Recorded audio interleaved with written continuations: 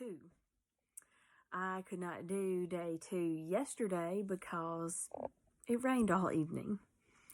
And I don't have the luxury of an indoor arena one day. It's on a list for when I'm older, but one day. So today's lesson was pretty fun. I think this challenge is going to be fun because it makes you kind of take a step back and go back to the basics, or at least for me, and just remember things that, you know, sometimes after you've been riding a long time or you've gotten more advanced in your ride and you just kind of, you know, don't think as much about. So you're going to see me doing today's lesson on Jack, and he is our 13, 14-year-old gelding. My sister and I trained him as a 3-year-old long time ago. We did not know what we were doing, but he was just a super special colt. He never bucked. He never offered to do anything, and he tolerated us and put up with us, and he still does. So we rode him in a Tom Thumb bit. We put him on the barrel pattern, and he's the one I'm currently barrel racing, and I'm just wanting to make him better, add more buttons, and make him softer. I have recently started teaching him to back up. He didn't even know how to do that, really. And I taught him how to lunge last fall. So at going on 13 years old, I taught him to lunge. And he is doing excellent with that now. I give riding lessons on him. He's a been there, done that gelding. You can mount him, no problem. So today, I'm a teacher. I've worked 7:30 to 3:30, got off and worked 4 to 7 at our gym. And I got my workout in while I was there during our slow period.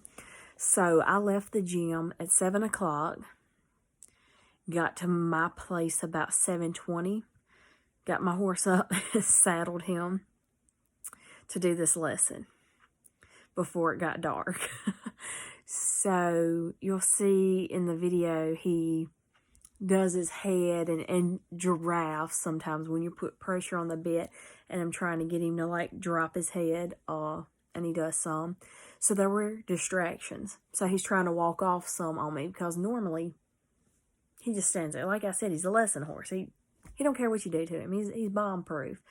But my fiance fed the cows right over from my round pen in my riding area. So he sees the cows over there eating, and he's like wanting to go eat. And I'm like, that is perfect. This is the distraction I need because he's a pig. He's going to want to go eat. So this will give me something to work with. And of course, he's trying to walk off. And then you'll see in the video my old walking horse walk by, who's loose out there, and go on in the back pasture, and he wants to go with him, and he neighs at him a couple of times or whatever. And so yeah, he was getting a little antsy. I also have him on red sail, and I started doing that first of the year or something like that, and it's got him kind of amped up because he's a lazy horse. So I can tell a huge difference in him. When I'm running him and working him, he has a lot more energy. So I think I'm going to go to like every other day with the red sail. Anyways, I think today's lesson went well. I stopped and got off of him when I felt like he stayed still pretty well for me, with me moving around and doing different things. And he started licking his lips, and, you know, the last couple of times I backed him up, he gave his head and kind of bent at the pole a little bit. So I got off of him, gave him a break, and then I hopped back on and just trotted him about 10 or 15 minutes and did a little bit of counter arcing with him and get him to just tip his nose in and move. And I wish I'd have got that part on video. I did not. But I was super proud of him.